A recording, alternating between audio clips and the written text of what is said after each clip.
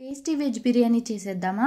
అది కూడా నా స్టైల్లో. ఈ బిర్యానీ టేస్ట్ మాత్రం సూపర్ ఉంటుంది. ఒక పెద్ద గిన్నెలో కట్ చేసిన క్యారెట్ ముక్కలు, బంగాళాదుంప ముక్కలు అండ్ కట్ చేసిన పచ్చిమిరపకాయ ముక్కలు కూడా వేయండి. దీనిలో ఒక 3 టమాటాలు తీసుకుని వాటిని పేస్ట్ చేసి వేయండి. బిర్యానీ అన్నాక ఆనియన్స్ ఉండాలి, సో ఫ్రైడ్ ఆనియన్స్ కూడా యాడ్ చేయండి. నెక్స్ట్ అల్లం వెల్లుల్లి పేస్ట్ విత్ బిర్యానీ మసాలా కూడా యాడ్ చేసి గ్రైండ్ చేయండి. తర్వాత గరం మసాలా, బిర్యానీ మసాలా పౌడర్స్ ని కూడా యాడ్ చేయండి. దీనిలోనే కొద్దిగా పెరుగును కూడా యాడ్ చేసి మొత్తం మిక్స్ చేసి మ్యారినేట్ చేయండి.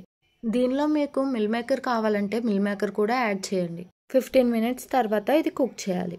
70% ఉడికిపోయిన తర్వాత ఇది మొత్తం ఒక కుక్కర్లోకి తీసుకుని రైస్ యాడ్ చేయాలి. రైస్ ఒక కప్ తీసుకుంటే 2 cups ఆఫ్ వాటర్ పోయాలి. అంటే 1:2 రేషియోలో తీసుకోవాలి. ద ఫైనల్ స్టేజ్ 3 విజిల్స్ వచ్చాక ఆఫ్ చేసేయండి. అంతే, బిర్యానీ రెడీ. నేను నార్మల్ రైస్ తీసుకున్నా, కావాలంటే మీరు బిర్యానీ రైస్ తీసుకోండి. నా బిర్యానీ స్టైల్ నచ్చిందా?